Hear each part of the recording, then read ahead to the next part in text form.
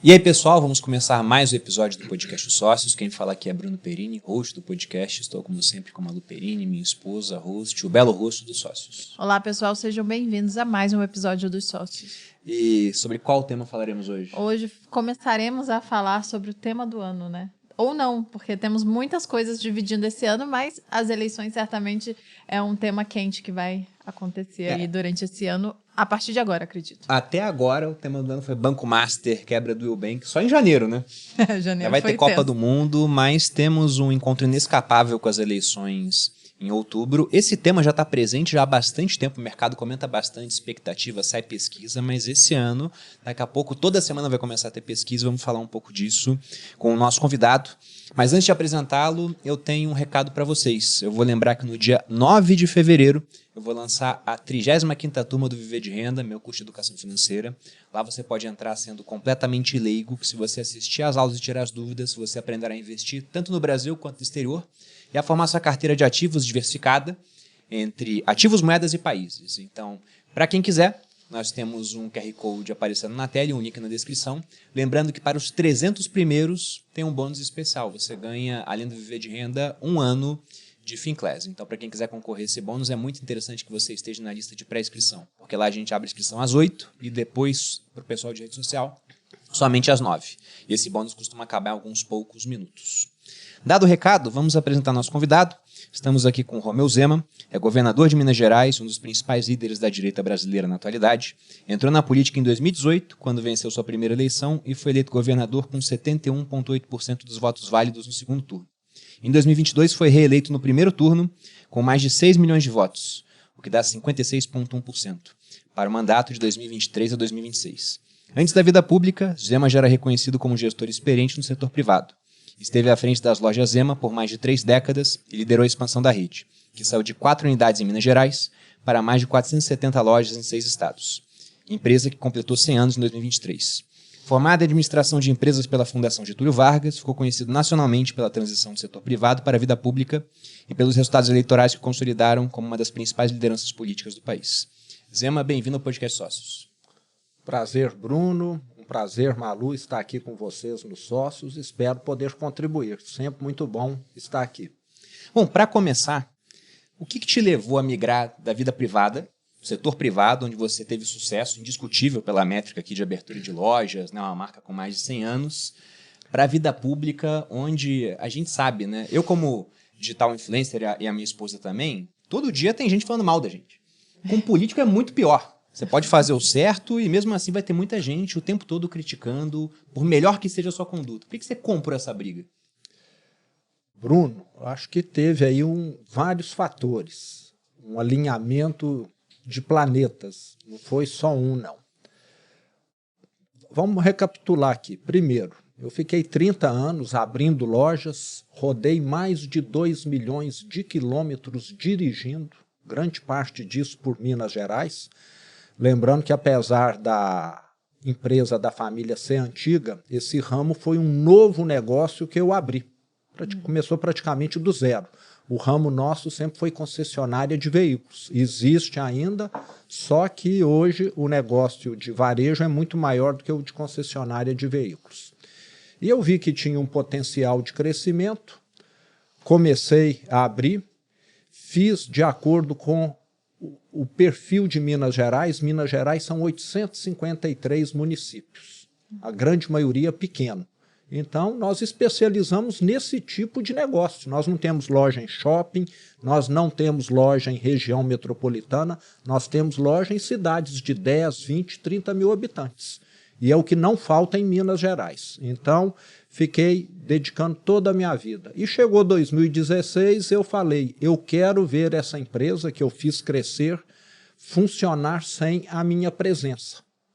Eu já vi muitas empresas, você também que acompanha negócios, começarem a sofrer porque já passou da hora do fundador, do acionista, passar o comando para uma geração mais nova e ele insistir em continuar. Eu acho que nós temos condição de contribuirmos muito, mas nós somos mortais. Sim. Então já vi muito empresário só deixar um negócio na hora de ir para o cemitério ou para o hospital. E eu não queria isso. Então, fiz a minha sucessão em 2016, a empresa profissionalizada, com balanço auditado, tudo direitinho, e fui para o conselho de administração. Queria ter uma vida menos corrida, entendeu? Foi para a E política. tive no ano de 17. O ano meu de 17 foi um ano totalmente atípico na minha vida. Eu não estava nem o dia todo na empresa e nem dedicando a outra atividade. Estava estudando, tive a oportunidade de conhecer startups fora, ver como que funciona, tá ajudando, contribuindo com a empresa de uma outra forma, que não lá no dia a dia, reunião, cobrança, relatório, viagem, deslocamento sem parar, e contribuir. E coincidiu no final de 17, o Partido Novo entrar em contato comigo. Nós queremos disputar a eleição para governador ano que vem e queremos você contribuindo com o partido. Eu nunca gostei de política.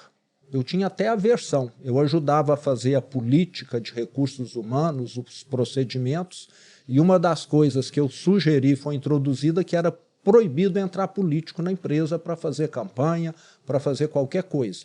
Varejo você depende do seu João, da Dona Maria, do Joãozinho para poder estar vendendo, não depende de político. E eu sempre vi com péssimos olhos a política no Brasil. Então, a minha reação natural foi falar não. Você concorda? Eu ser chamado para uma coisa que eu sempre abominei, que eu nunca gostei, que eu considerava uma atividade semi-criminosa, mas esse não começou a ter um custo para mim, com a minha consciência.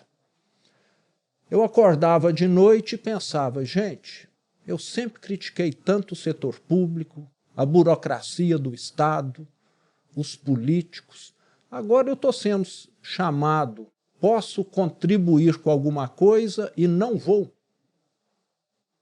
Então, assim, aquilo me pesou, porque só criticar é fácil. Sim. Você mora no condomínio, você critica que o jardim está feio, que a piscina não está limpa adequadamente, que a pintura está não sei o quê, mas você não vai em reunião de condomínio, você não participa. Então, eu comecei a ficar naquela dúvida, mas antes de falar assim, eu fui numa psicóloga para ela me dar um atestado de sanidade mental. Eu comecei a duvidar que eu pudesse estar tendo alguma alucinação, alguma coisa assim. Fui, ela me entrevistou, conversou muito e falou, não, você está tudo bem, você está só muito indignado. Lembrando que lá em 2017 a gente estava vivendo pós-impeachment, petrolão, mensalão, mala de dinheiro, mais escândalo, corrupção do PT, não sei mais o quê. Ela falou, não pode ir. Igual agora, né? Não mudou tanta coisa assim. Mudou tanta coisa. 10 anos depois e pouca coisa mudou. E aí, mudaram algumas coisas. Eu fui com a cara e com a coragem. Eu falo que se aquela eleição de 2018 fosse esses grandes aquários que a gente vê com tubarão, teria lá alguns tubarões, que são os políticos de sempre, da política tradicional, com partidões por trás, com apoio de centenas de prefeitos, milhões para gastar. E além desses tubarões, teria lá um lambari desse tamanho que seria eu. Entendeu? Porque eu estava num partido pequeno, desconhecido, sem recursos, o partido não usava recursos públicos, mas mesmo assim acabamos fazendo essa reviravolta. Então acho que o que me moveu foi inconformismo, foi indignação, lembrando que meus últimos 2 anos na empresa, 2015 e 2016, Bruno, eu tive de reduzir o quadro da empresa em 2.500 funcionários, devido à recessão. Sim. Você acompanha a economia, você sabe que a maior recessão da história do Brasil foi a de 2015 e 2016. E ali eu comecei a ver que não adianta você estudar muito, eu sempre fui bastante estudioso, não adianta você ser um bom profissional, não adianta você criar uma empresa boa se você está num país que está caminhando para ser uma Venezuela. O que vale qualquer empresa na Venezuela? Nada. Ninguém quer ir para lá. Um país onde só tem corrupção, não tem nenhuma previsão de nada. Então, em 2015 e 2016, eu acho que eu comecei a sentir. Mas a virada mesmo veio em 2017 com o convite do partido e essa reflexão. E lembrando também que a minha situação financeira me permite estar na política ganhando ou perdendo a eleição, não vai fazer diferença, eu não dependo, graças a Deus, de estar ganhando ou não qualquer eleição para me manter. Meus filhos já formados, criados também. Outro ponto que acabou ajudando, eu separado, que eu acho que casado e fazer campanha é uma coisa complicada, sabe? Você fica mais, você passa a viver igual cigano, cada noite num lugar, porque na minha campanha de 2018, eu fui a mais de 200 cidades. Nossa. Numa campanha, a mais de 200. Rodei só no meu carro, sem considerar voos e carros de terceiros, que às vezes eu utilizei, mais de 70 mil quilômetros. Então é uma maratona. E para quem tem família, acaba sendo, às vezes, um obstáculo. Mas os filhos criados, separados, acabou que funcionou. Então estamos aí. E mostrando que é possível fazer uma política diferente. 70 mil quilômetros só na campanha? Só na campanha. E foram quantos meses? 10 meses. 10 meses. 7 mil quilômetros por mês, dá 220 quilômetros por dia. Não é nada demais, não. Concorda? Mas não é pouco também, não. Não é bastante. Tá pensando no carro, todo dia? No carro da Malu. Você tem 40 mil quilômetros rodados em 4 anos. Em 4 Ah, mas olha só, esse é um carro bom para vender, hein? No dia que tá você for vendo? vender, O pessoal sabe. Tá vendo? No dia que que a gente você fez for um vender, episódio você lembra de mim. recentemente. Tá? E aí eu botei a venda. Tá à venda, é um ótimo Que é um carro híbrido no episódio. Falou, pô, híbrido pode dar problema. Não conta, amor. A gente tá aqui vendendo carro. E o que você notou assim de grande diferença do funcionamento do setor privado para o setor público, assim, as principais? E eu também queria saber se a experiência com o varejo te ajudou, porque eu gosto muito quando eu conheço executivos que passaram pelo varejo, porque as margens são sempre muito apertadas. Tem que fazer milagre. Então, se o cara não tá atento a custo, daqui a pouco vai para o negativo, entendeu? E aí, quando esse cara chega numa empresa com uma margem ótima, ele fala, caramba, né? É outra vida. Mas eu queria saber se você conseguiu trazer os ensinamentos do mundo privado para o público e aplicar realmente. Você falou muito bem, né? As empresas de varejo têm uma margem mínima. Tanto é que se você pegar as varejistas de 30 anos atrás, poucas estão aí hoje. Acho que 90% sumiram. E várias que estão capengando. E inclusive está numa época muito difícil. Né? Eu tenho notícias lá da empresa minha, né, que eventualmente eu me inteiro da situação. Nós estamos pagando para trabalhar, entendeu? Pagando para trabalhar. E muitas varejistas estão nessa situação. O e-commerce veio muito forte, a inadimplência está alta, os juros estão altos. O consumidor mudou muito, veio aí Betis, veio outros concorrentes que nunca existiram. Então, o varejo tradicional, que é o nosso caso lá, tem sofrido bastante. Mas ajuda muito, porque eu sempre percebi, o Bruno e Malu, que você precisa, antes de tudo, montar uma boa equipe. E nós temos excelentes pessoas no setor público. Lembrando que no setor público você tem muita gente concursada, capacitada, só que geralmente essas pessoas são relegadas a um segundo plano pela politicagem. Vamos pegar o caso lá de Minas Gerais. Nunca no passado, um servidor de carreira da Secretaria de Meio Ambiente, da Secretaria de Educação, tinha sido secretário de Meio Ambiente ou secretário de Educação. É a mesma coisa que numa empresa, Bruno, falar, vocês aqui podem crescer, mas nunca serão presidentes da empresa. Você está entendendo? Você concorda que isso é uma ducha de água fria no ânimo, no entusiasmo Sim. de quem quer crescer? Então, lá em Minas, e acho que em boa parte do Brasil, funciona assim. Mas nós fizemos processo seletivo, e colocamos pela primeira vez na história uma mulher à frente da Secretaria do Meio Ambiente, que é de carreira lá. Colocamos um ex-diretor, professor, à frente da Secretaria de Educação. E quando você tem gente boa, e nós fizemos processo seletivo, Headhunter, inclusive, que nós usamos quando eu ganhei a eleição em 2018, você já começa a ter um diferencial. Setor público não gosta de gente competente. Gosta de gente que vai para lá para fazer politicagem. Por isso que a saúde não avança, por isso que a segurança pública não avança no Brasil. Esse é o grande problema do setor público. Coloca lá quem é mais cabo eleitoral do que quem entende de saúde, de segurança, de educação, de segurança pública. E lá nós somos hoje, Bruno, o estado que tem o menor número de secretarias.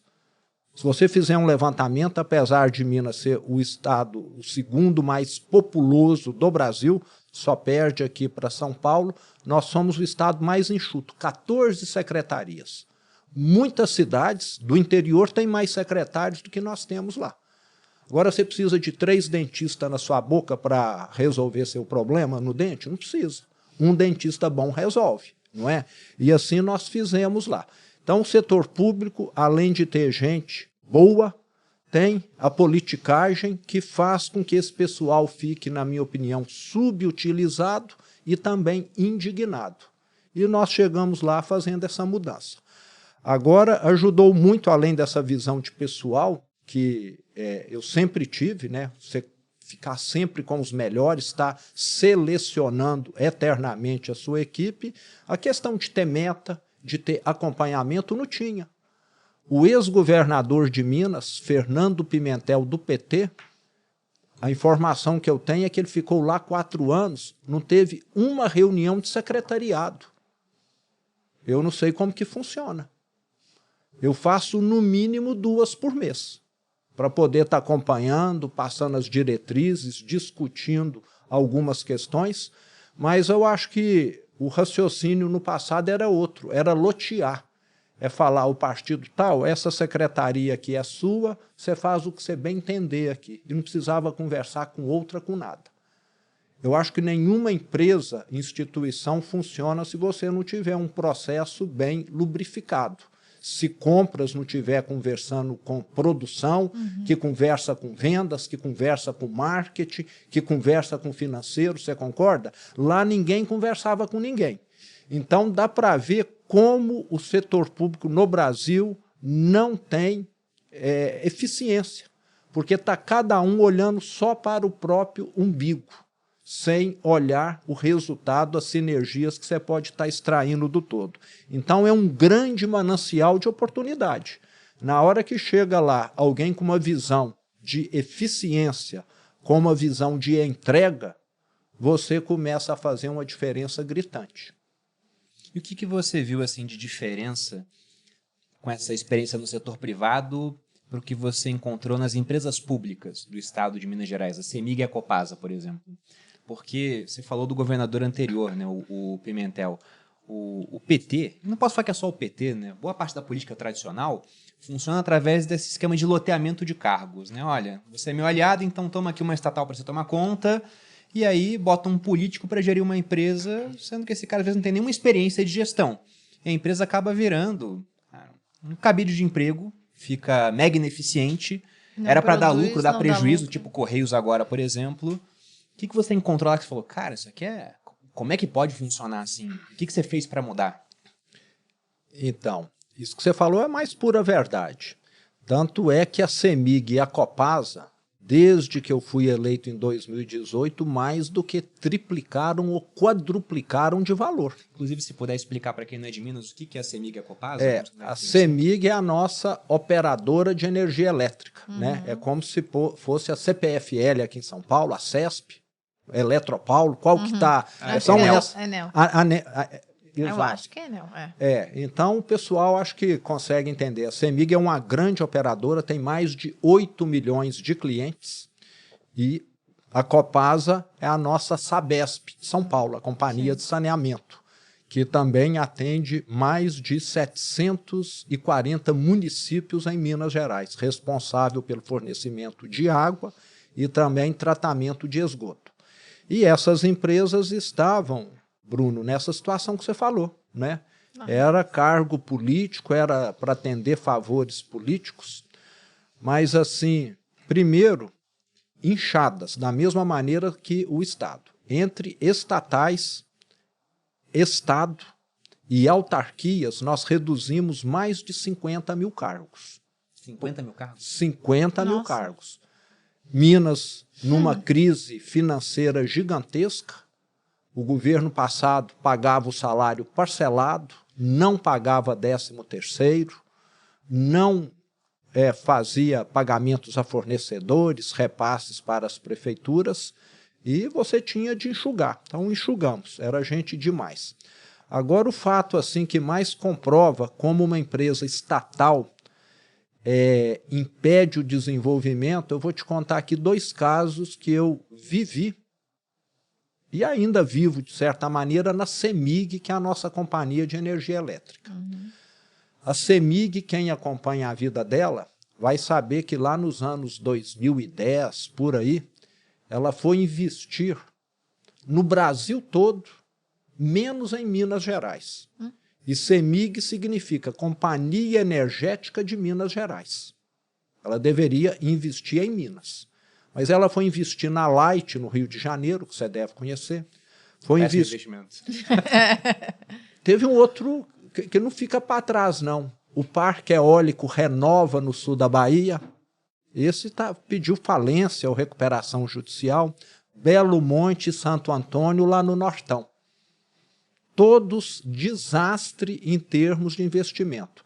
Esses 4 investimentos, conjuntamente, deram de prejuízo contábil mais de 12 bilhões de reais para a CEMIG. A participação societária, a equivalência patrimonial. E você acha que realmente foram investimentos? Um gestor tomou a decisão e ele avaliou mal?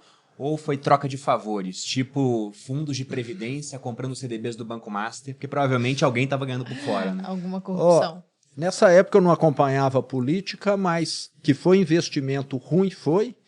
E foi também, na minha opinião, projeto de politicagem. Eles queriam transformar a CEMIG numa Eletrobras 2, falando, agora a CEMIG vai ser grande, vai atuar em todo o Brasil, que isso vai ajudar aqui no meu projeto político, de ex-governadores.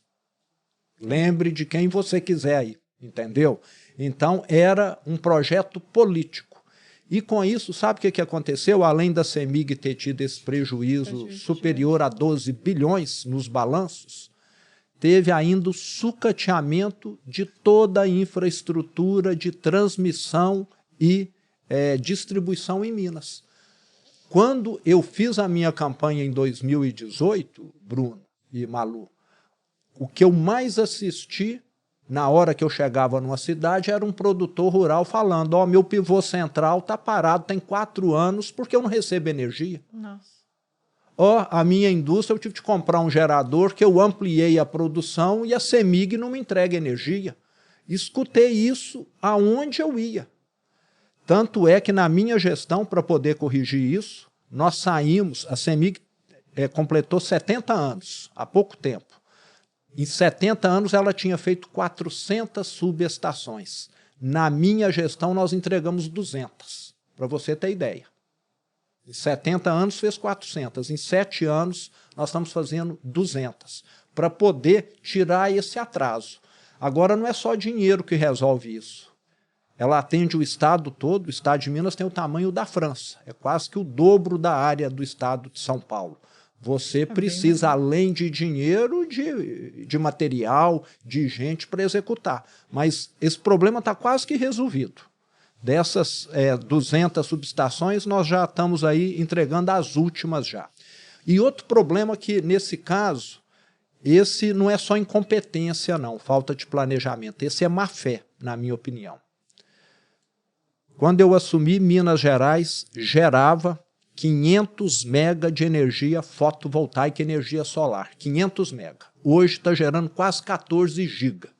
Multiplicou por 28 a quantidade. De 500 mega para 14 giga. 28 vezes mais. Isso significa que nós colocamos dentro de Minas Gerais uma Itaipu praticamente. Que é a capacidade de uma Itaipu. Mais de 85 bilhões de investimentos privados que essas usinas levaram para Minas. Isso está tudo pulverizado. São centenas, milhares de pequenas usinas esparramadas em todo o estado. Mas antes isso não acontecia. Você sabe por quê? Porque a CEMIG só autorizava a construir uma usina solar quem era amigo do rei. Aí o amigo do rei construiu uma usina solar, que era e ainda é, apesar das mudanças, um negócio muito rentável.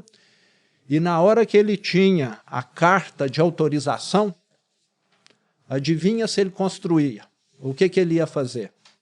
Ele saía no mercado, ó Malu, eu tenho aqui uma autorização para fazer esse negócio aqui que é muito rentável, você me paga 4 milhões, eu te vendo. Funcionava desse jeito. E a fila não andava para poder privilegiar alguns poucos amigos do rei. Muita gente enriqueceu assim e o Estado ficando sem energia elétrica. As represas só baixando. Quando eu entrei, colocamos um CEO novo na CEMIG, escolhido por headhunter, passou por todo esse processo, e uma das coisas que eu exigi dele foi um mapa de Minas na internet, que está lá até hoje, qualquer um pode consultar, onde é possível ter conexão. E aí teve esse boom de investimentos. Então dá para ver como uma empresa pode travar o desenvolvimento de um estado e de um país. Por isso que empresa estatal não é um bom negócio. Você citou os Correios aí e está um exemplo atual. Os Correios, na gestão passada, eles chegaram a dar lucro. Eles estavam para ser privatizados, em uma época que ia ter gente querendo comprar. Agora. Só que isso não aconteceu, o lucro virou para prejuízo e é muito difícil o Correio agora ter valor como era no passado, porque você tem toda uma infraestrutura que foi criada pelos concorrentes privados, que investem muito mais, porque eles têm lucro e usam lucro para reinvestir. O Correio tem prejuízo. E aí, para poder sanar nesse problema dos Correios, o que vai acontecer? O Estado vai capitalizar os Correios. Então acaba que o nosso dinheiro de impostos, em vez de ir para educação, para segurança, vai para salvar os Correios. Vai colocar num negócio que não é um bom negócio hoje em dia. Que não é um bom negócio. Aqui no grupo a gente tem 9 negócios diferentes, né? Então eu falo que a minha tarefa, junto com os diretores do grupo, é alocar bem os ativos. Se tem um negócio que gera muito mais resultado, ele recebe mais dinheiro em comparação com o outro que não gera resultado. Aquele que não gera, a gente fecha muitas vezes. Já na gestão pública, o que acontece é, aqui tem um negócio que está gerando pouco resultado. Não, dá mais dinheiro. Dá mais dinheiro. Em vez de matar o negócio. Exatamente. É que eles não têm dinheiro, não têm recurso. Eles culpam isso. Então vai, enfia dinheiro e o negócio não vai para frente. Mas é inacreditável que o negócio que dava lucro agora dá tanto prejuízo. Tá pouco E o Correios, como você falou, valia um dinheirão aí há 10 anos atrás, há 8 anos atrás, né, quando se cogitou de privatizá-los. Hoje eu acho que ninguém quer nem de graça. Quer, Pois é. Já tem todo um passivo que seria herdado. E no caso de CEMIG e Copasa, o que faltou, na sua opinião, para conseguir privatizar durante o seu governo? Ou se não era o intuito, você acha que, olha, apesar sempre de ter uma gestão foi melhor... objetivo.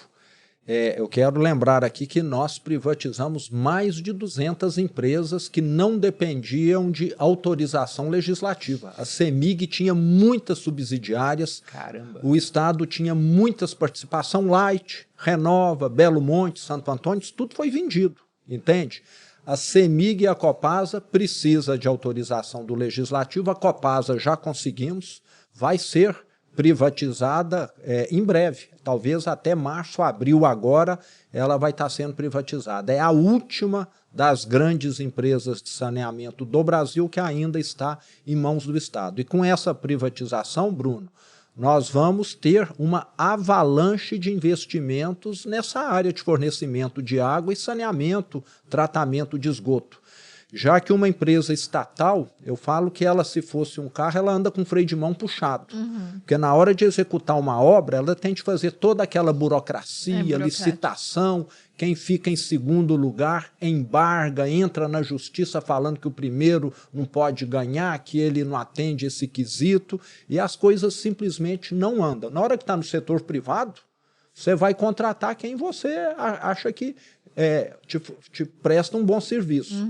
Então, agora a coisa vai andar a partir de março, e quem vai ganhar com isso é o mineiro, porque a empresa vai ficar mais enxuta, mais eficiente, e o cálculo da tarifa de água leva em conta esse tipo de gasto operacional. E quanto menor o gasto operacional, mais barato fica. É bom lembrar isso, porque às vezes as pessoas ouvem, né? Ah, vai privatizar e tem uma sensação de que é ruim ou que vai ficar mais caro. O grande argumento exatamente o contrário. É que vai ficar mais caro. Só que tudo no Brasil fica mais caro, né? Porque tem inflação. Essa é a primeira coisa. Porque o pessoal fala, pô, nas companhias aéreas, né?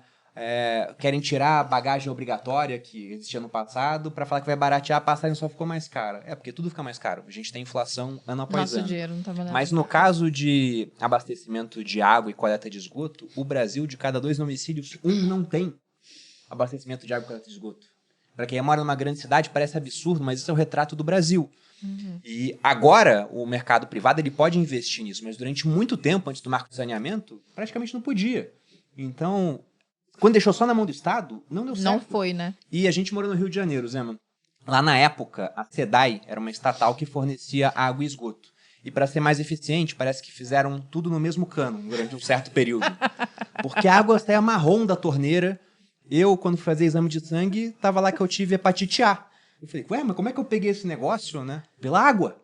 Água do Rio de Janeiro. Entendeu? Foi assintomática a sua hepatite A e foi pela água. Foi então. pela água, provavelmente, no quartel. Né? Depois eu vim a descobrir no quartel, fui militar durante 11 anos, que na hora do almoço, o bebedouro com filtro não dava vazão. Então o soldado, para ser mais eficiente, pegava da torneira. Pra ser mais rápido, né? Entendi. Então não só eu tive hepatite A no meu quartel, acho Provavelmente que muita gente. todo mundo, né? E a água do Rio de Janeiro vinha da E SEDAI. hoje, depois, no pós-privatização, como que está? A gente já saiu do Rio de Janeiro, então já não... Ah, Não você não sei. acompanhou, Não. tá. E nem quero saber mais do Rio. Mas a notícia que eu tenho, né, que inclusive acho que saiu na mídia, é que a Baía de Guanabara já está bem mais limpa. Eu vi Melhorou. Não Não é que está limpa, não, mas está menos suja, vamos dizer assim. Mas é um avanço já. Com certeza. E é necessário, porque o Estado já tem coisa demais para fazer na saúde, na educação, na segurança pública. Né? Aí ele vai ficar ainda administrando empresa de eletricidade, de água, não dá. É que o Rio ainda tem o grande desafio das favelas, né, das comunidades gigantes, que provavelmente não tem, é difícil entrar, mas provavelmente agora que Ou do saneamento, né? que Aí acaba despejando tudo na Baía de Guanabara, né? A maré ali, por E exemplo. some-se a isso a questão, né, de muitas vezes esse trabalho ser quase que impossível de fazer devido ao crime organizado Sim, que exatamente. controla alguns territórios, fazem os gatos e se beneficiam cobrando disso. Exato. E a última coisa que eles querem é que essas empresas chegam lá com eletricidade, com água, porque são concorrentes Exatamente, deles. concorrente deles. Você citou muito bem esse ponto, porque quando você disse que a CEMIG tinha investimento na Light, há não muito tempo, o último resultado trimestral da Light, eles sempre divulgam, né, o que eles têm de perdas lá, e é alguma coisa como de cada 10 ligações que existem de energia no Rio de Janeiro, 6 são clandestinas. E é exatamente isso. A gente morou em Realengo, no Rio de Janeiro, tinha algumas ruas em que eu entrava que eu não via o céu, de tanta ligação clandestina, assim, era um monte de fio passando. E isso é por todo o Rio de Janeiro, porque em todo local você vai ter uma área não planejada com esse monte de gatos, né? Então a empresa perde muito dinheiro com essas ligações e aí tem que cobrar mais caro de quem está regularizado. Exato. E você falou dos Correios. Quando nós vendemos a Light, teve várias críticas lá em Minas Gerais com relação a essa operação. Hoje, se nós fôssemos vender, talvez valesse 5 vezes menos do que o que nós conseguimos levantar na época. De lá para cá, só diminuiu o valor aí de mercado da empresa. O que, na sua opinião, na sua gestão ao longo desses 2 mandatos lá em Minas, foi uma decisão acertada, mas foi muito impopular na época e com o tempo se provou correta? Lá em Minas teve um populismo sem tamanho. E isso atrapalhou muito o Estado. Então, lá atrás, um governador falou, eu vou congelar o meu salário, o salário dos meus secretários. E quando eu assumi, um secretário de Estado de Educação, que tem 200 mil funcionários na equipe, em Minas Gerais nós temos aí cerca de 3.500 escolas. São 200 mil funcionários na educação. Um secretário de Estado de Educação ganhava menos do que praticamente todos os secretários municipais de educação do Estado, que tem 853 municípios. É a mesma coisa que um general ganhar menos do que um major, do que um capitão. Não faz sentido. Você concorda? Sim. E ninguém tinha coragem de corrigir isso lá em Minas Gerais. E eu corrigi. Aí falaram, esse governador está aumentando o salário, o Estado quebrado. Agora, como que você leva gente competente? Alguém vai querer ser promovido a general se como major ele ganha mais? Você fala, me deixa aqui como major, não é? Só que antes, não é que ganhava pouco, não. Antes eles tapeavam o povo, arrumando outros cargos dentro das estatais, das subsidiárias, entendeu? Então, a bem da verdade era isso. E eu gosto muito, Bruno, e acho que você também, de transparência. Se eu tenho aqui um secretário, o salário dele é esse, é o salário correto que todo secretário no Brasil ganha, da Bahia, de São Paulo, do Rio de Janeiro, do Rio Grande do Sul, não é diferente, e em vez de falar que ele ganha lá um pouquinho e por fora ele está ganhando não sei mais quanto em conselho fiscal, em conselho disso, daquilo, etc. Então criticaram muito, lembrando que eu sou um político antissistema, eu sou o que mais recebe crítica, porque tudo que está errado na política eu critico, eu questiono. Se fosse para fazer igual, eu ia ficar lá na minha zona de conforto, você concorda? Está cheio de gente para fazer igual aos políticos de sempre. Eu estou na política para fazer diferente. Então, tivemos esse reajuste que foi certo, isso já tem 3 anos aproximadamente, então o pessoal, de certa maneira, já absorveu isso também, e é o correto. Porque eu tinha lá secretário que estava fazendo papel de voluntariado. O que ele ganhava, às vezes, dava para ele pagar o combustível e o almoço dele. Você está entendendo? Aí ele ia falar, não, é melhor. Eles até ficaram alguns anos trabalhando, alguns deles, como voluntário lá, ajudando a resgatar o Estado, vamos dizer, por patriotismo mesmo. E eu, desde o início, sempre dou o meu salário, principalmente para a paz, entendeu? Tenho essa postura, eu assumi, quando fui candidato, que eu doaria o meu salário enquanto o funcionário público de Minas não recebesse em dia. Mas depois de 3 anos, coloquei o salário em dia, os pagamentos todos em dia, e mesmo assim continuei doando. E ainda criticaram que eu estava aumentando o meu salário. Se você doa o seu salário, que benefício que você tem na hora que você aumenta? Eles deviam ir lá perguntar para as APAES se elas estão achando bom ou ruim, porque eu tenho doado para essa instituição que eu gosto e admiro bastante. Então, agora, crítica no setor público eu já acostumei e faz parte. No setor privado tem, no público muito mais, porque todo mundo, ali você não tem concorrente. Eu falo que no setor privado você tem concorrente, não é? No setor público você tem algo mais forte, é adversário. É gente que quer te detonar, mesmo que para isso a população esteja perdendo. É uma guerra, muitas vezes, suja que você enfrenta. Mas o meu couro foi engrossando aí ao longo dos anos e a gente vai absorvendo cada vez com menos dificuldade esses impactos.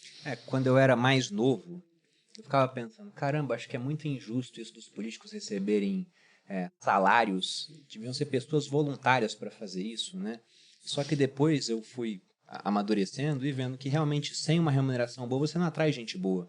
Hoje, nós conhecemos algumas pessoas que eram parlamentares em âmbito estadual ou federal e que não pretendem se reeleger.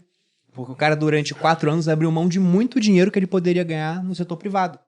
Fala, cara, não compensa no final. E olha que ganha quando bem, a pessoa né? faz de forma honesta e não está ganhando, né? Exatamente, né? Porque se você entra e começa a participar do jogo da política, aí você ganha bastante dinheiro de forma errada. Eu tenho secretários nessa situação. Alguns que já saíram falaram, governador, eu contribuí aqui 3 anos, 4 anos e já dei a minha contribuição, agora eu vou para o privado, porque lá eu vou ganhar 4, 5, 6 vezes ou até mais do que isso.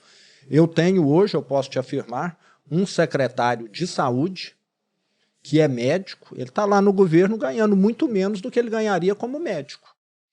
Está lá como um voluntário, mais ou menos como eu estou, entendeu? Porque acredita que pode contribuir, a saúde em Minas está tendo um avanço extraordinário com a gestão dele também. E você acha que você conseguiria fazer, Zema, pelo Brasil, aquilo que você fez por Minas, de pegar um estado que estava com as finanças muito ruins, melhorar esse panorama, dar mais eficiência, a ponto, inclusive, de ser reconhecido pelos mineiros, né? Porque não é fácil se reeleger no primeiro turno. Você acredita realmente que dá para mudar o Brasil? Com toda certeza. E eu quero aqui lembrar, Bruno, que Minas é um estado bem complexo. Minas, 853 municípios, o estado do Brasil que mais tem municípios.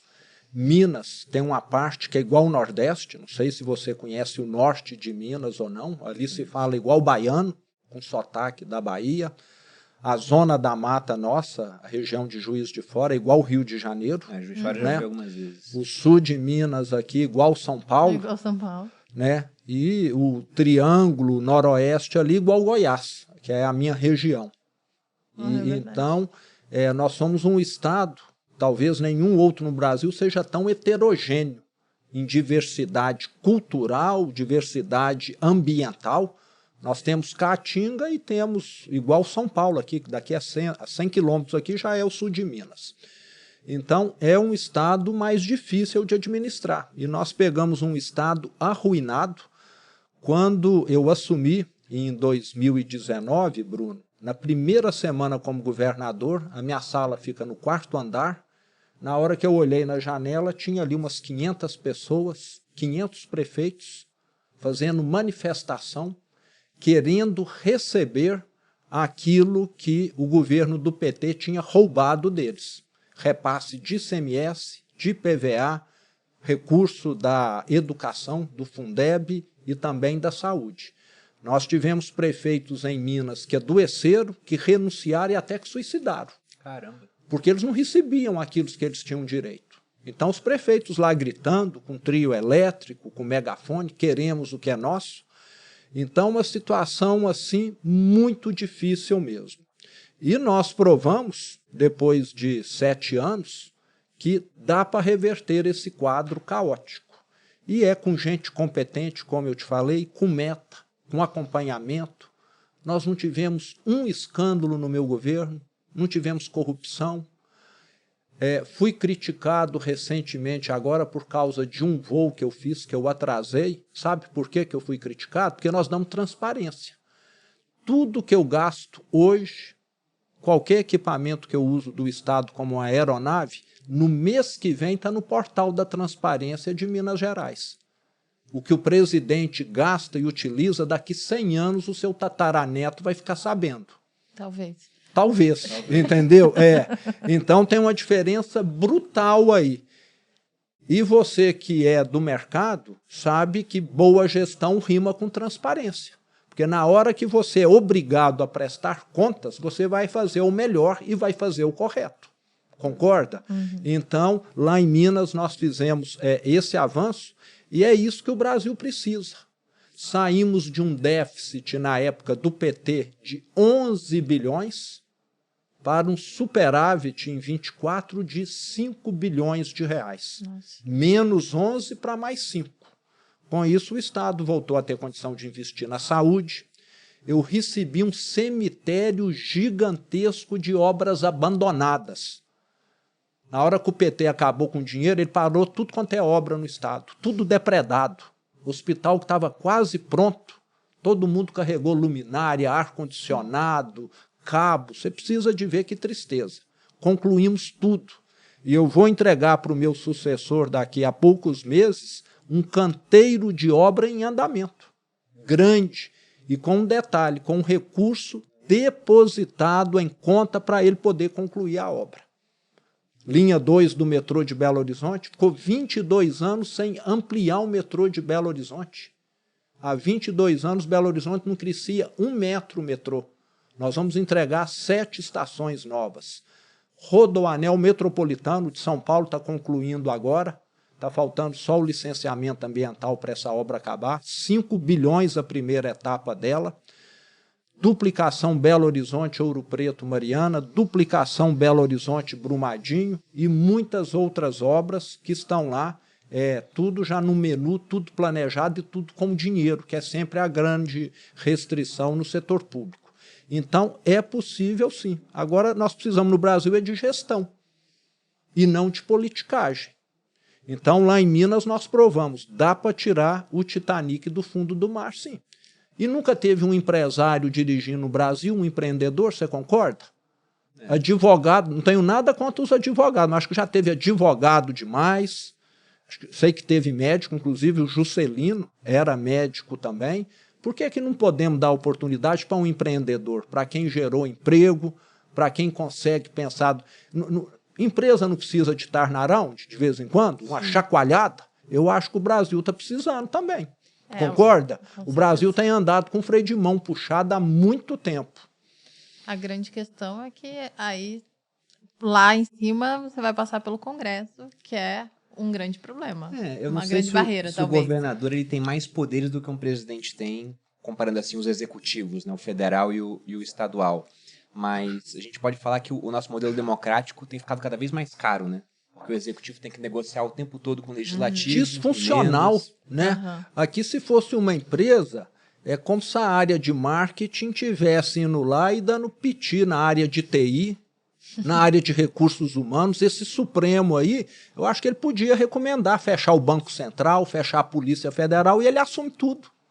Ele sabe de tudo, não sabe? Pelo jeito, né? Ele sabe fazer mais política monetária do que o Banco Central, ele sabe investigar melhor do que a Polícia Federal, não é? Está se metendo em tudo. Ele está se intrometendo em tudo. Também, né? Legislando também, fecha o Congresso também, legisla também. Então, acho que eles podem tudo, né? Nós temos ali uma instituição única no mundo, né? Que consegue fazer de tudo. Mas então, supondo aqui, Zema, você foi eleito presidente. Por onde você começaria a mudança do Brasil? Qual você acha que é o problema nevrálgico assim, que deveria ser o primeiro a ser atacado entre os vários que existem, né? A gente pode falar que, olha, estamos com 1 trilhão de déficit nominal, quando você pega o primário mais os juros da dívida. A gente é um país de produtividade estagnada desde a década de 80, praticamente. A Previdência passou por reforma há pouco tempo, mas vai ter que ter reforma novamente no futuro. Educação, a gente está nas piores posições em exames internacionais, a gente está em segundo no ranking dos países nem, perdendo só para a África do Sul. Tem uma lista grande para ser citada aqui, mas o que você acha que é o primeiro a ser atacado? Ô Bruno, eu não acredito assim em bala de prata, né? Que um problema atacado resolva a situação do Brasil. Você precisa atacar em várias frentes. Mas nós temos um problema que, na minha opinião, tem efeito dominó sobre diversos outros. E na hora que você corrige esse problema, você automaticamente começa a corrigir outros. Eu falo que lá em Minas, quando nós assumimos, o Estado estava num círculo vicioso. Falta de dinheiro significava escola em má situação, merenda ruim, aluno que não tinha interesse de ir na escola, e na hora que você começa a ter dinheiro, você melhora a estrutura da escola, melhora a merenda, o aluno passa a querer frequentar a aula. Então você sai de um círculo vicioso para um círculo virtuoso. E o Brasil, na hora que você corrigir essa questão da gastança do governo federal, acho que você que acompanha a economia vai concordar comigo, você começa a corrigir uma série de outros problemas. Os grandes números hoje eu acho que são uma dívida do governo federal de 8 trilhões de reais, juros de 15% sobre 8 trilhões significa 1 trilhão e 200 bilhões por ano de pagamento só de juros, sem considerar todas as outras despesas, porque nós temos um governo perdulário, gastador, que não tem nenhuma responsabilidade com o futuro. E uma dívida que está caminhando para ficar incontrolável. Quem está no mercado financeiro sabe disso. Na hora que entrar um governo falar, aqui nós vamos ser sérios com gasto, aqui todo ano, se a inflação for 3%, eu só vou deixar a despesa aumentar em 2%, nós vamos melhorar as contas, essa taxa de juros cai no mínimo pela metade. Vai cair para os seus 7%. Sempre tenho conversado com economistas aí. Na hora que uma taxa de juros dessa cai, o gasto com juros do governo vai cair de 1 trilhão e 200 bilhões pela metade. Vai sobrar só aí 600 bilhões por ano. Sobra aí só 2 bi por dia. Vai começar a sobrar para o governo federal.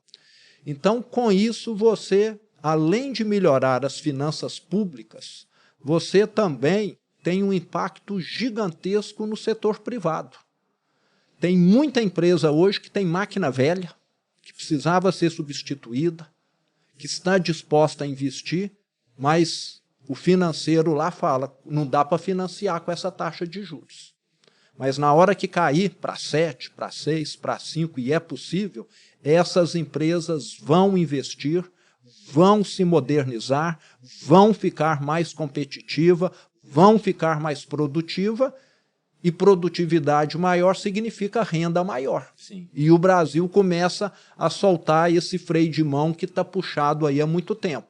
Então, economia andando, a arrecadação melhora, aí você tem condição de investir mais em educação, as prefeituras, os estados, a União, você tem condição de investir mais em segurança pública, em saúde. Então, eu falo que esse problema da gastança do PT, do Lula, é um problema que faz com que o Brasil fique travado. E esse problema é antigo. Aqui no Brasil parece que falar em economizar no setor público é palavrão, é ofensa. Você concorda? Não é? Todo mundo só quer gastar, todo mundo só quer mais um naco daquilo ali, ninguém quer apertar o cinto. E está aí, inflação até que não está tão alta, mas essa taxa de juros está asfixiando. E vai explodir a bomba se não tiver alguma mudança que for feita por bem, vai ser feita por mal. Porque a dívida está tomando um rumo incontrolável. Você deve conversar com economistas aqui de vez em quando, né? Eles já devem ter mencionado isso até de forma mais clara que eu estou falando aqui, essa bomba relógio que está armada aqui no Brasil. Então, eu falo que esse é o grande problema. É como se numa casa você tivesse goteira, comida ruim, colchão velho, roupa que não serve mais em ninguém. Você precisa ter dinheiro para começar a consertar tudo isso, concorda? Sim. Não é? Então, a primeira coisa é falar, nós vamos começar a economizar para sobrar dinheiro para a gente consertar todos esses problemas aqui. E devagar você vai melhorando a educação, vai melhorando a saúde. Eu te diria que foi o que nós fizemos em Minas. Sem dinheiro, você não resolve as coisas. Se você não toma conta das contas adequadamente, não sobra dinheiro para hospital, não sobra dinheiro para as escolas, não sobra dinheiro para as estradas, nem para a segurança. Essa questão financeira, né, dos juros aqui no Brasil, eu acho até que ela é relativamente fácil de ser consertada. Porque você falou, poxa, a gente tem uma taxa Selic de 15%. E a gente tem outras taxas de juros de títulos públicos que também estão dentro da dívida pública, né? Mais ou menos metade atrelada à Selic, uns 47%, para pegar o número mais exato, e o restante tem lá IPCA mais alguma coisa, pré-fixados. E a taxa de longo prazo está muito alta também, tá? IPCA mais 7 alguma coisa, né? E vários economistas que já vieram aqui falaram, olha, o Brasil não aguenta isso muito tempo, porque a dívida, juros de 15%, em 5 anos a dívida dobra, se fosse tudo com juros de 15%, né? Só que metade então é muita coisa de crescimento, sendo que não é só a dívida crescendo também, porque você tem mais dívida sendo feita, já que no primário o governo ele arrecada um tanto e gasta mais do que ele arrecada. Você tinha que ter um primário superavitário, você Exatamente, concorda? exatamente. Além da dívida, ainda tem o déficit primário. Pois é, a gente não consegue fazer o superávit, mas quando entra alguém com uma postura muito mais fiscalista, só desse cara ter essa postura, o juros de longo prazo já pode desabar. E aí, com isso, você começa a ter financiamento para a empresa com juros mais baratos no longo prazo. Então, realmente, melhora a produtividade da economia. E um dado que eu acho absurdo, né? Sempre que eu vejo esse dado, que a gente não aumentou a produtividade desde a década de 80, eu penso, caramba, mas veio mecanização. Muita coisa Veio aconteceu. um monte de trator no campo. Antes eram as pessoas, começaram a ter mecanização, ficou muito mais produtivo o campo, por exemplo. Você teve computador, você teve smartphone, você teve robotização, você teve IA. Agora, E não tem inteligência produtividade a artificial. mais. Como é que pode isso, né? O campo é mais produtivo, mas se lá está crescendo a produtividade e no final a gente não cresceu, A quer gente dizer que está decaindo. Então. exatamente, em vários outros pontos a gente não conseguiu produzir mais. E isso é bizarro, porque o tanto de tecnologia que foi agregada, né? E se tem uma regra que a gente pode colocar no mundo, é que se você dá tecnologia para o homem, ele produz mais. Um cara pescando com a mão, ele é menos produtivo do que um cara que usa uma vara de pescar, que é menos produtivo do que um cara que usa um barco. Mais tecnologia igual mais produção. A tecnologia avançou pra caramba. Se eu pego um cara dos anos 80 e teletransporto pra cá, é outro mundo. E o Brasil não consegue evoluiu. produzir mais. E por quê? Porque não investe. Porque você precisa de capital. Sim. Não é? Projetos aí em outros países, qual que é a taxa interna de retorno? Se for 15%, todo mundo investe, na Europa, Estados Unidos, concorda? Sim. Aqui 15%, todo mundo vai falar, deixa meu dinheiro rendendo. Para o governo. Melhor. Não é? E um ponto ainda importante, Malu e Bruno, isso é altamente concentrador de renda. Sim. Para onde que vai esse dinheirão? Para quem tem 50 milhões, Sim. 10, 100, 1 bilhão, 2 bilhões. Esse pessoal está rindo, está satisfeitíssimo com esse governo. Agora o pobre que compra o telefone celular parcelado, compra a moto e o carro financiado, está pagando prestação da casa própria, esses estão sofrendo. Eu falo que esse governo dá com uma mão e tira com a outra. Porque o que ele paga de juros, esse 1 trilhão e 200 bilhões, é muito mais do que o que ele paga de Bolsa Família. Se não me engano, é 400, 600 bilhões a ordem de grandeza. Ele dá muito mais dinheiro para rentista do que para pobre que precisa. E aí, pegando dois problemas que eu queria ouvir a sua opinião, Zema, porque na percepção do brasileiro, inclusive o atual presidente, ele tem perdido popularidade por conta disso. Os brasileiros batem muito na tecla da corrupção e tem uma sensação também de que nada vai mudar, né? A gente vê os maiores absurdos e é só mais um dia normal no Brasil. E o outro ponto é criminalidade. A gente teve a operação feita pelo governador do Rio de Janeiro, que gerou muita polêmica, mas depois, quando foram pedir a opinião das pessoas, os moradores de comunidade, os mais afetados pela operação e pela criminalidade, eram os que mais aprovavam a operação. Só que, mesmo com esse tipo de operação, a percepção também é que o Brasil, se não é, ele está às portas de virar um narco-estado. A gente olha para o México e pensa, pô, o México é um narco-estado. Acho que o mexicano olha para cá e pensa a mesma coisa. Então, eu queria ouvir sua opinião sobre esses pontos, né? Como combater corrupção, que parece que é endêmica, né? É algo que está arraigado na política brasileira, e como também diminuir a criminalidade, sendo que hoje a gente já tem, inclusive, a criminalidade se infiltrando nas maiores esferas de poder do Brasil, né? Bom, Bruno, vamos falar de corrupção primeiro. Eu acho que corrupção, primeiro, você tem de ter aí uma tolerância zero. Transparência que eu falei agora há pouco. Fundamental, você concorda?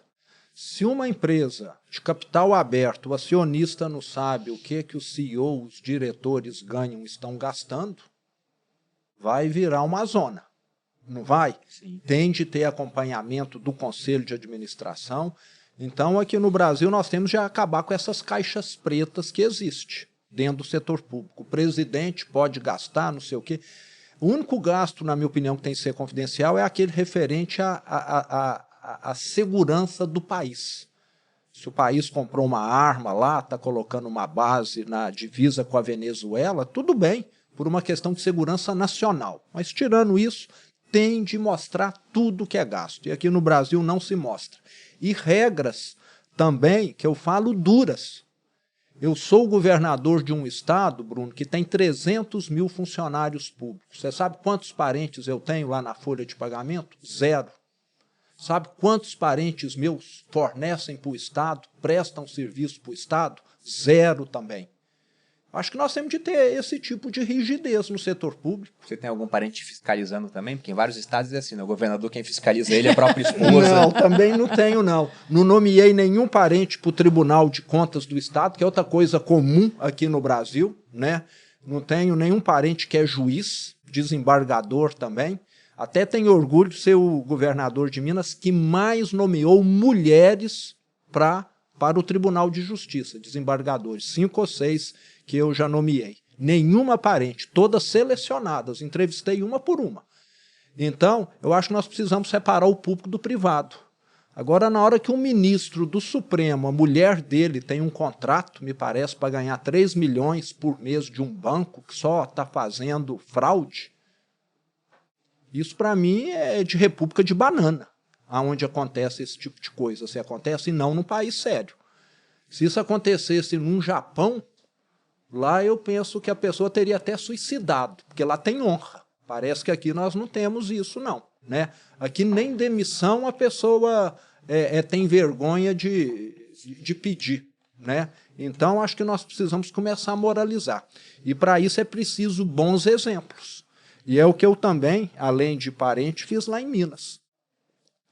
O ex-governador do PT, que é o governo, né, o partido que se diz tudo pelo social, morava num palácio com 32 empregadas, governantas, garçons, cozinheiros, ia e voltava para o trabalho todo dia de helicóptero.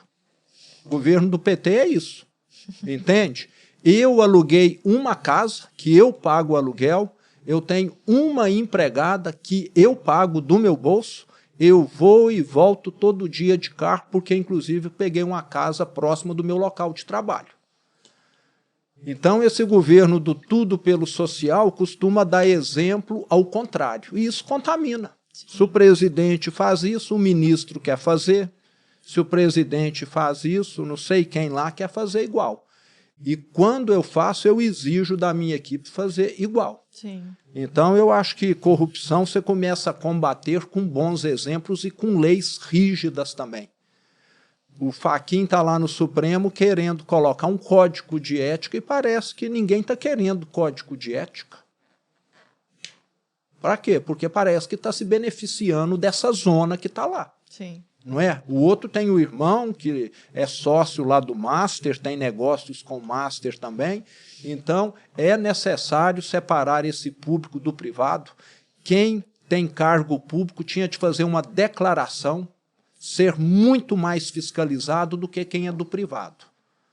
Eu venho do privado igual você, eu tinha fiscal lá todo dia do ICMS, da Receita Federal, do Banco Central, do município.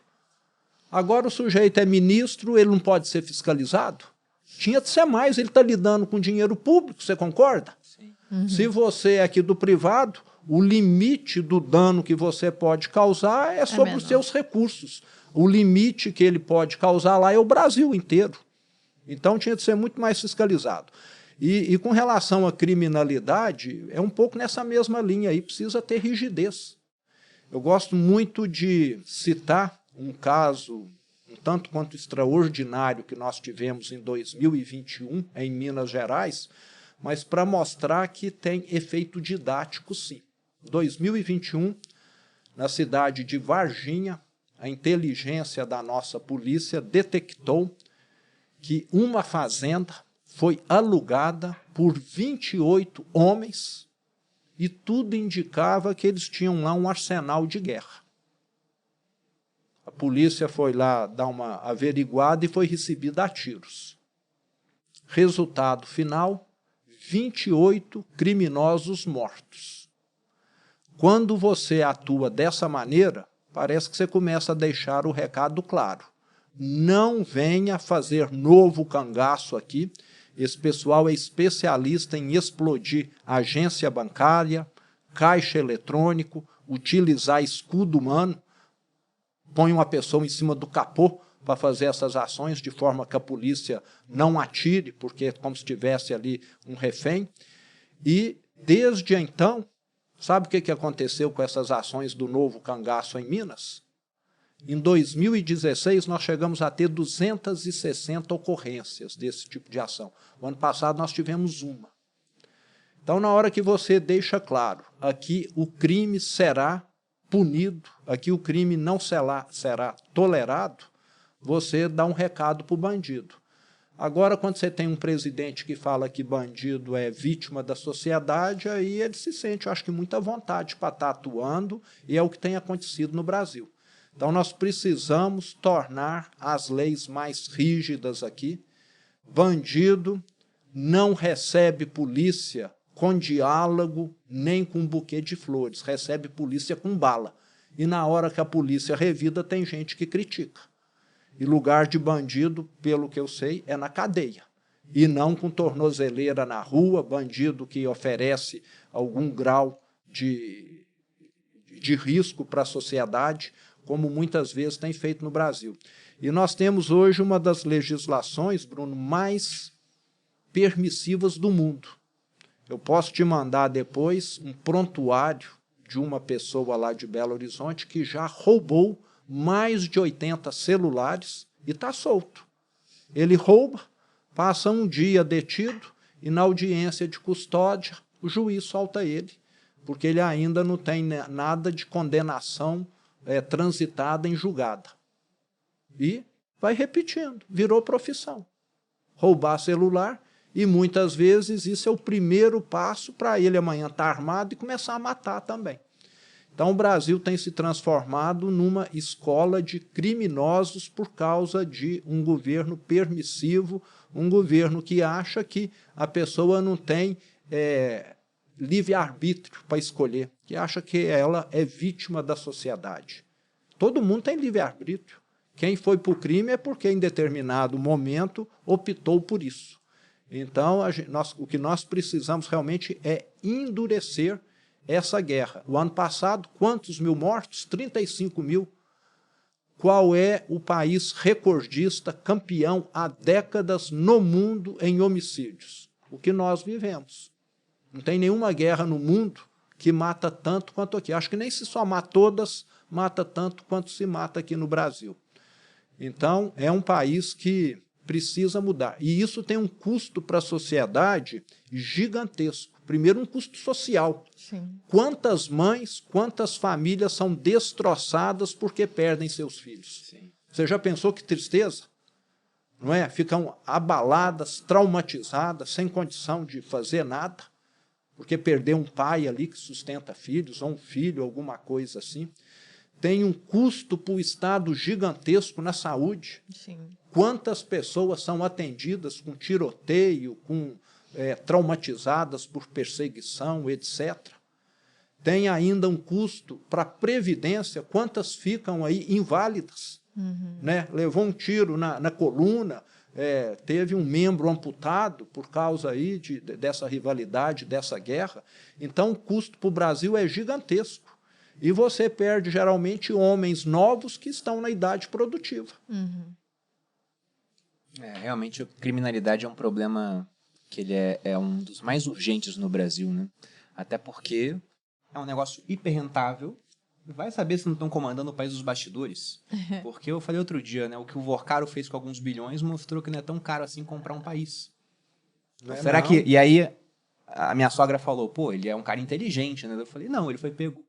Inteligente mesmo é um cara que faz isso, não é pego, ninguém conhece, temos entendeu? aí vários que a gente E não tá vários, sabendo. devem estar por aí. O Madoff foi mais inteligente do que ele, que levou uns 40 anos para ser pego, não foi? O dele foi o quê? Uns 8? Eu não sei quanto tempo demorou. O Madoff, ele caiu por causa da crise de 2008. Porque o mercado caiu, o pessoal queria o dinheiro de volta e não tinha para todo mundo. Mas né? eu acho que ambos eram meio que pirâmide financeira, não é? É que um montou com CDBs e o outro era um serviço de rentabilidade lá, mas era um esquema parecido até, se você pensa. E o Madoff foi uns 40 anos, não foi? Que ele ficou lá. Eu não sei se foram 40, Brasil, não, Estados tá. Unidos. Foi o maior esquema de pirâmide do mundo, né, o do Madoff. E ele é um cara que ele ajudou a criar uma das bolsas americanas, a Nasdaq, ele foi presidente da Nasdaq. Aquele... A gente assistiu um Assistiu documentário sobre, dele, né? muito bom.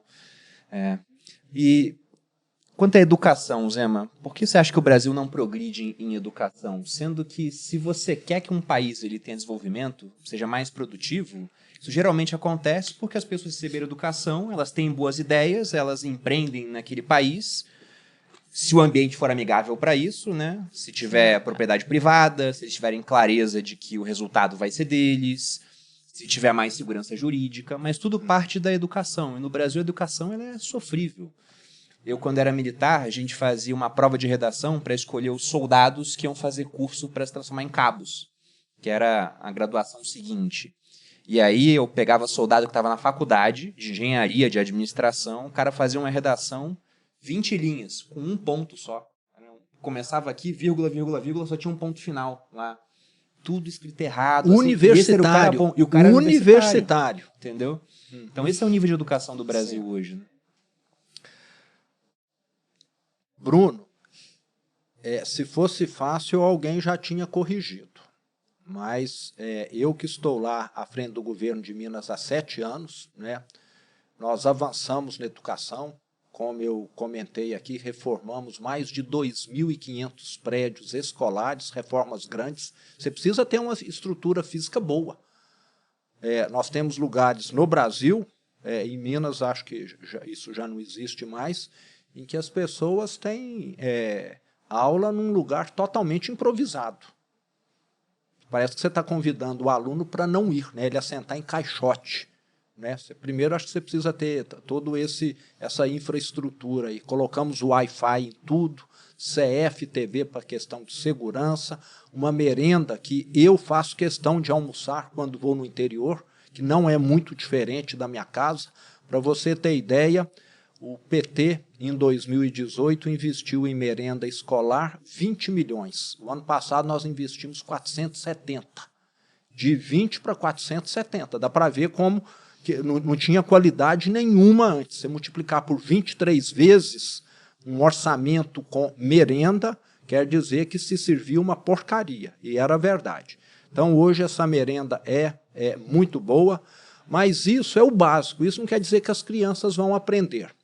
O que nós precisamos, e você que vem aí de Forças Armadas, de um mundo militar, sabe muito bem, e que falta nas escolas do Brasil, se chama disciplina, se chama aprender princípios. No Brasil, o que nós temos hoje, eu converso muito com algumas professoras, são alunos que às vezes de famílias mais humildes, que até recebem Bolsa Família, e a professora fala, não vem. Na hora que a mãe é alertada que ela pode parar de receber Bolsa Família, aí ela começa a se preocupar um pouquinho. Então, na minha opinião, todo pai, toda mãe tinha de ser responsável, recebendo ou não Bolsa Família, pela frequência dos filhos. Igual você precisa estar em dia com os seus pagamentos de impostos, você precisa estar em dia também com a frequência do seu filho à escola. Você entendeu? Eu acho que num país onde as pessoas ainda não têm esse sentimento da importância de frequentar uma escola, nós precisamos endurecer um pouco a regra. Falar, seu filho precisa ir pelo menos 80% das aulas, caso contrário, você não está em dia com as suas obrigações como cidadão, como votar, como prestar o serviço militar, etc. Então, eu sou meio linha dura mesmo, porque senão você não muda as coisas. Tem pai que está aí só bebendo, só não sei o quê, se drogando, mãe só não sei o quê, e não quer saber de filho. Se colocou um filho no mundo, você tem obrigação. Se você não quer, passa para o avô fazer, então, para sua mãe, para o seu pai. E outro ponto, nós precisamos mudar a estrutura, a forma que muitos sindicatos atuam na educação. O ano passado, lá em Minas, nós queríamos escutar. Vou deixar muito claro aqui, fazer audiência pública para implantação de escola cívico-militar no estado todo. E lembrando, essas escolas só serão colocadas onde você tem diversas escolas estaduais, aí você pega 3, 4 ou 5 e transforma uma delas em cívico-militar. Então, quem não gosta de escola cívico-militar, tem a outra lá, continua funcionando. Nós vamos transformar 5%, 10% das escolas em cívico-militar. Onde você só tem uma numa cidade pequena, essa não vai sofrer mudança. E sabe o que aconteceu? O sindicato dos professores entrou com uma ação para não ter audiência pública. E conseguiram, no Tribunal de Contas do Estado, que não tem nada a ver com a educação, uma decisão para não deixar escutar. Mas, graças a Deus, essa semana nós revertemos essa situação na justiça comum, entendeu? Vamos escutar. Eu sei que muitos pais, muitas mães, alunos e até professoras querem que a escola seja cívico-militar. Vai ter dentro dessa escola um militar acompanhando, vai fornecer disciplina, vai fornecer noções de moral, de civismo, que nós precisamos no Brasil. Não adianta você saber muita matemática e agir para montar um banco master, você concorda? Você está dando uma chave. Melhor nem saber, você concorda? Ser um analfabeto, que aí não teria feito tanto prejuízo assim para um país como o Brasil. Então, nós temos formado aqui pessoas que muitas vezes não sabem, como você falou, e às vezes até que sabem, mas que vão para o lado errado. Então, o sistema educacional precisa de uma mudança de mentalidade. A esquerda tomou conta. Não sei se você, de vez em quando, vai falar em universidade, é um dos ambientes, geralmente, onde você mais vê que está ali o pessoal só criticando quem trabalha, só criticando quem investe. Você é explorador, você está destruindo o meio ambiente, mas está todo mundo de carro, está todo mundo de telefone celular, como se aquilo ali não demandasse minério de ferro, aço, que foi extraído de uma mina, né? Uma alienação total do mundo e só criticando tudo, e só favorável a esse Estado paternalista e não a quem precisa se qualificar e ter princípios morais. O problema do Brasil, além dessa questão estrutural do ensino, vai muito para a questão cultural, né? Moral mesmo. As pessoas precisam ter um modelo mental diferente, de que trabalhar vale a pena, de que se qualificar é importante, e não ficar só pensando que dia que esse governo aí vai me dar uma boca aí, uma bocada para me resolver meus problemas, que é o que muita gente faz. Com certeza. Quer comentar sobre isso? Sobre o experiência cívico. no colégio militar e depois na faculdade eu achei pública? interessante, achei talvez uma boa alternativa algumas, né? Porque eu estudei em colégio militar, o Bruno estudou também, então... Eu no Rio de Janeiro, você passou por Manaus? Eu passei por 2, Campo Grande e Manaus, e faz diferença. Agora, uma pessoa só dentro do colégio não vai fazer tanta diferença, eu acho. depende do Você tamanho vai da escola, precisar de um né? pouco mais de É porque os colégios militares que a gente passou, eles eram eram grandes. de militares. Sim, nós temos lá os colégios Tiradentes, que aí são nessa linha que vocês estão falando. Tem colégio né? militar também, acho que em Juiz de Fora e Belo Horizonte, não tem? Tem, do Exército, tem. Foi tem. esse que a gente estudou. E foi muito bom. Eu só conheço uma pessoa que fez colégio militar comigo que não se deu bem na vida, que se envolveu com drogas. O restante, todo mundo se deu bem na vida. No Rio de Janeiro tem aqueles também que foram pra lados que a gente não tem certeza. Ele se deu bem, só não sabe se é do bem ou do mal, entendeu? Ele tá bem. Pode ser, né? E outra que você falou da faculdade, né? O Bruno não fez faculdade. E eu sempre falo pra ele que é um mundo completamente à parte. Porque como ele fez academia militar, ele não passou pela parte acadêmica civil, que é realmente uma loucura, assim, eu fiz faculdade pública e... Aonde que você fez? No Rio de Janeiro. Fiz Unirio. Ciência política. Fiz ciência política, que o Bruno carinhosamente... Então você estava no ninho das cobras. Exatamente. Então. E é muito dos engraçado. Escorpiões. De todos os peçonhentos. E o Bruno sempre fala que era ciências soviéticas, porque só tinha um lado da política lá, não tinha os dois, entendeu? Sim, só um lado. E na minha casa, meu pai é militar, meu irmão é militar, eu era tida como uma pessoa de esquerda. Na faculdade, eu era tida como uma pessoa de direita. Então, tudo depende do referencial. E, de fato, não tem espaço para a direita na faculdade pública. E eu fiz faculdade há 10 anos, 15 anos, quanto faz? Faz muito tempo. Faz bastante tempo. Faz bastante tempo. E naquela época já era assim, imagina agora... Acho que tem uns 10 anos de formada já. Que o negócio tá muito pior. E só piorou. Só piora. Tudo pichado, só bicho louco lá, não é isso? Nesses lugares aí. De vez em quando aparece aí um ambiente. Um ambiente... aqui em São Paulo também tem, né? Então, é loucura. E não é com esse pessoal que nós vamos construir um país do futuro, não. Você concorda? Não vamos de jeito nenhum. O problema é que isso tem se reproduzido. Né? Uma geração substitui outra e o país não avança. Isema, você acha que a sua candidatura seria uma terceira via frente a um quadro polarizado? Porque a gente tem, de um lado, né, na esquerda, o Lula. Eu acho muito difícil que não seja ele a concorrer, né? Mas, ou alguém que ele coloque lá, vamos colocar essa hipótese menos provável. E na direita, o nome mais forte hoje, o Tarcísio já se isentou da participação na eleição, seria o Flávio Bolsonaro. Atualmente, né? As coisas podem mudar. E aí você surge como um candidato também de direita. Por que você acha que você deveria ser o candidato principal, digamos assim, para um segundo turno, provavelmente contra o Lula, alguém indicado por ele?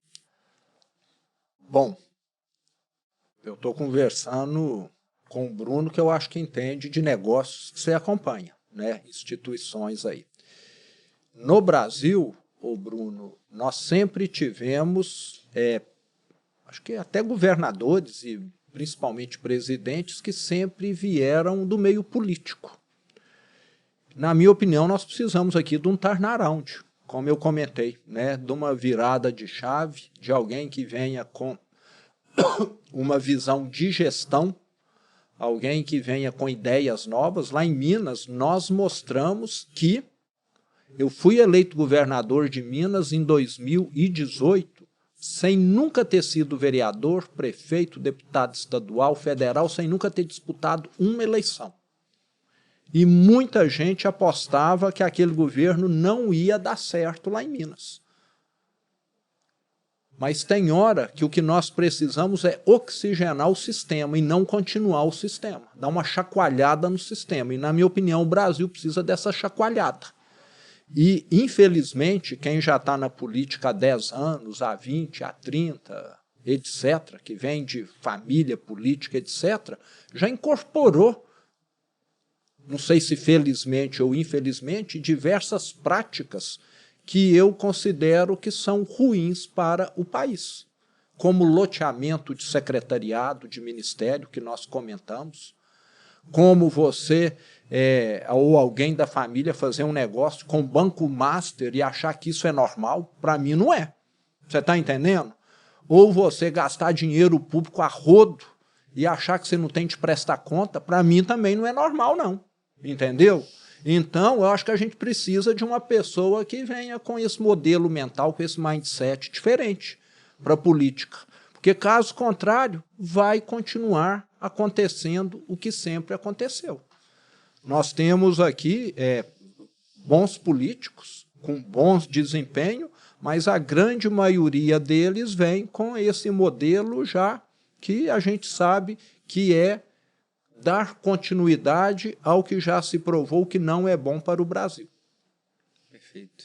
Não sei se eu consegui explicar. Não, conseguiu, na minha opinião, sim. Você tem mais uma pergunta? Não. Bom, tem muita coisa para ser perguntada, né? Mas tem um horário aqui limite do podcast. Então, Zema, só agradecer. Foi ótimo recebê-lo aqui. Espero que volte mais vezes. Desejo boa sorte na campanha. E se quiser passar um recado final para a audiência, fica à vontade. Eu acho que é a primeira vez, e olha que eu já dei muita entrevista, que eu sou entrevistado por um marido e mulher. Viu? Parabéns, Estamos eu não aqui me lembro de... O programa já existe há 5 anos. Acho que vai completar 5 anos. 5 anos. É uma raridade isso, viu? Eu acho que é difícil encontrar. Parabéns, os dois muito bem preparados. Mas eu espero ter contribuído aqui com o debate, até uma coisa que eu não comentei, que eu quero contribuir muito na minha pré-campanha e campanha, com o debate, que eu vou trazer ideias novas, como essas que eu falei aqui, transparência, tudo que você gasta você tem de mostrar. Para que o cartão de crédito do presidente não pode ser mostrado? Ele está gastando meu dinheiro e o seu, concorda? Não é? Tem de ser mostrado. Por que quem voa com ele ou nos aviõezinhos que nós pagamos o combustível, ninguém pode ficar sabendo? Um ministro pegar aviãozinho, jatinho para assistir jogo de futebol? Se ele gosta de futebol, o problema dele, não é? Eu moro numa cidade que fica a 5 horas de Belo Horizonte. Eu nunca usei o avião do governo para ir lá com finalidade particular. Eu vou de carro. Eu falo, eu não vou gastar dinheiro do mineiro para ir lá na minha casa. Se eu tenho compromissos lá na região, até o avião desce lá e me deixa. Então, acho que a gente precisa ter essa responsabilidade com o dinheiro público, igual nós temos com o nosso. Então, isso para mim é fundamental, fico indignado com muita coisa que acontece no Brasil e acho que eu vou ter a oportunidade de estar mostrando nesses próximos meses aí. E agradeço muito ter tido esse momento aqui com vocês. Parabéns aí pelo programa, muito sucesso. E bom saber que nós temos aqui 2 estudantes militares. Sim. Acho que até que por isso que estão indo tão bem assim. Que sabe que não tem solução mágica. Precisa ter disciplina, precisa ter plano de longo prazo. Nada melhora do dia para a noite. Não é isso? Mas ao longo de 10 anos dá para melhorar muita coisa. Então é essa noção que nós precisamos estar levando para os brasileiros. Muito obrigado. Obrigada a você, Zema. E vocês encontram a gente aqui semanalmente no canal dos sócios, sempre com episódio novo, para agregar de alguma forma a sua vida. E também me encontram no @maluperini no Instagram. Vocês me encontram no Instagram Bruno_Perini, no canal do YouTube Você Mais Rico, tem vídeos toda semana e aqui no Sócio também semanalmente. Para quem assistiu, diga. Vou dar meu recado também. Romeu Zema Oficial no Instagram também. Exato, Tô lá Romeu também. Zema. Perfeito. Então, quem quiser acompanhar as atividades do Zema, tá lá, Romeu Zema Oficial. Isso. Tem mais algum link que você queira deixar? Não, esse aí mesmo. Me siga lá no Instagram, Facebook, tenho no LinkedIn também. Tudo Romeu Zema. Tudo Romeu Zema. Perfeito. Para quem assistiu, nosso muito obrigado pela audiência. Ao nosso convidado, obrigado pela presença. Espero que volte mais vezes. E é isso, pessoal. Um grande abraço e até a próxima. Beijos.